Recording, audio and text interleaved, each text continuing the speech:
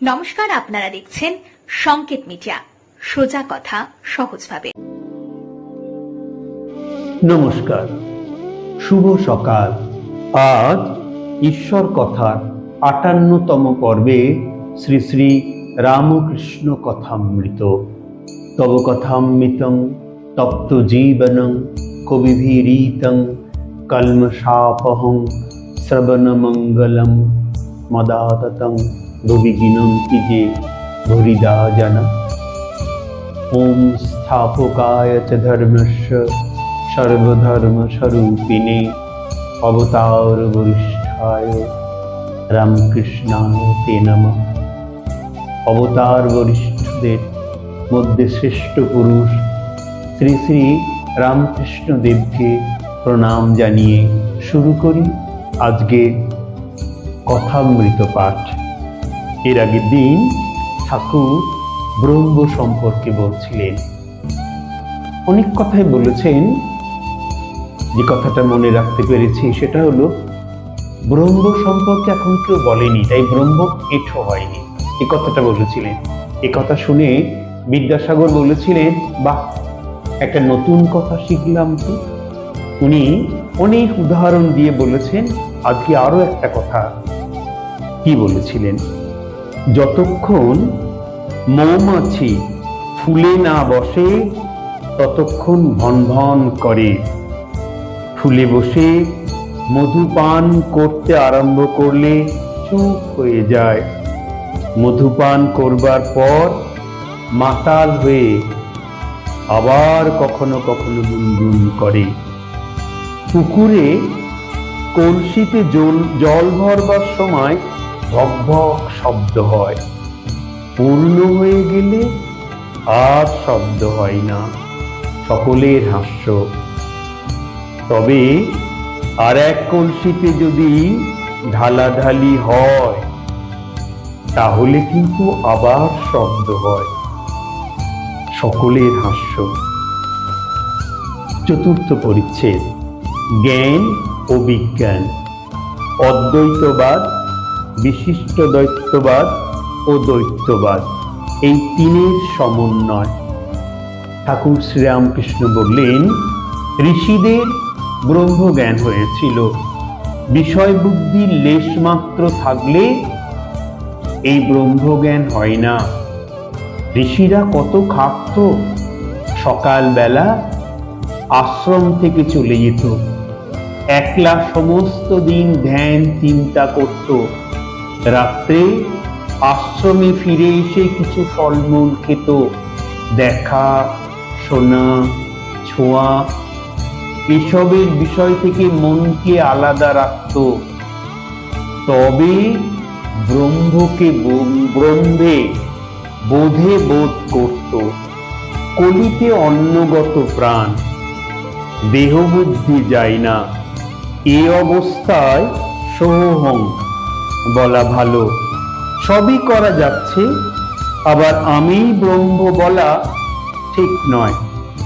যারা বিষয় ত্যাগ করতে পারে না, যাদের আমি কোনো মতে যাচ্ছে না, তাদের আমি দাস আমি ভক্ত এ অভিমান ভালো।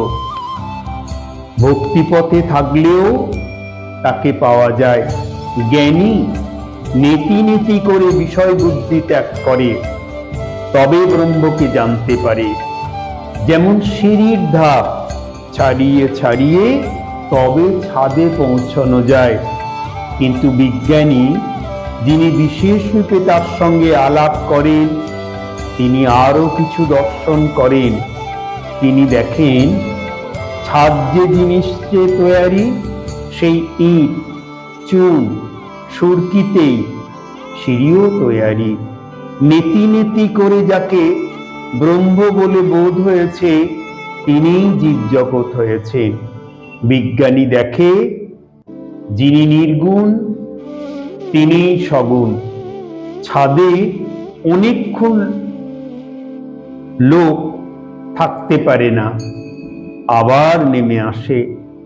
যারা সমাধিস্থ হয়ে ব্রহ্ম দর্শন করেছেন, তারাও নেমে এসে দেখেন যে জীবজগৎ তিনিই হয়েছেন। সা রে গা মা পা ধা নি। নিতে অনেকক্ষণ থাকা যায় না, আমি যাই না।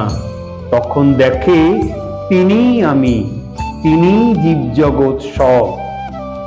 এরই নাম বিজ্ঞান। জ্ঞানীর পথ, জ্ঞান ভক্তির পথ, আবার ভক্তির পথ। জ্ঞানযোগ্য সত্য, ভক্তিপথ সত্য, সব পথ দিয়ে তার কাছে যাওয়া যায়। তিনি যতক্ষণ আমি রেখে দেন ততক্ষণ ভক্তিপথই সোজা।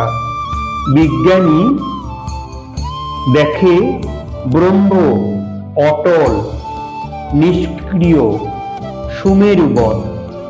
এই জগৎ সংখ্যা সরসার তার সত্য, রজ, তম 3 গুণে হয়েছে। তিনি নির্লিপ্ত। বিজ্ঞানী দেখে যিনি ব্রহ্ম তিনিই ভগবান, যিনি গুণাতীত তিনি সরশ্চর্যপূর্ণ ভগবান। এই জীবজগৎ মন, বুদ্ধি, ভক্তি, বৈরাগ্য, জ্ঞান এসব তার ঐশ্বর্য। সহাস্যে যে বাবুর দ্বার ঘর নাই, হয়তো বিকিয়ে গেল, সে আবার কিসের বাবু? সকলের হাস্য। ঈশ্বর সরৈশ্বর্যপূর্ণ। সে ব্যক্তির যদি ঐশ্বর্য না থাকতো তাহলে কে মানত? বিভুরূপে এক, কিন্তু শক্তি বিশেষ। দেখো না এই জগৎ কি চমৎকার, কত রকম জিনিস, চন্দ্র, সূর্য, নক্ষত্র, কত রকম জীব, বড় ছোট, ভালো মন্দ, কারোর বেশি শক্তি, কারোর কম শক্তি। বিদ্যাসাগর মশাই প্রশ্ন করলেন বা বিনম্র নিবেদন করলেন, তিনি কি কারুকে বেশি শক্তি, কারুকে কম শক্তি দিয়েছেন? ঠাকুর উত্তরে বললেন, তিনি বিভুরূপে সর্বভূতে আছেন, পিঁপড়েতে পর্যন্ত, কিন্তু শক্তি বিশেষ। তা না হলে একজন লোকে 10 জনকে হারিয়ে দেয়, আবার কেউ একজনের কাছ থেকে পালায়। আর তা না হলে তোমাকেই বা সবাই মানে কেন? তোমার কি শিং বেরিয়েছে দুটো? তোমার দয়া, তোমার বিদ্যা আছে অন্যের চেয়ে, তাই তোমাকে লোকে মানে, দেখতে আসে। তুমি এ কথা মানো কিনা? বিদ্যাসাগর মৃদু মৃদু হাসিতেছেন।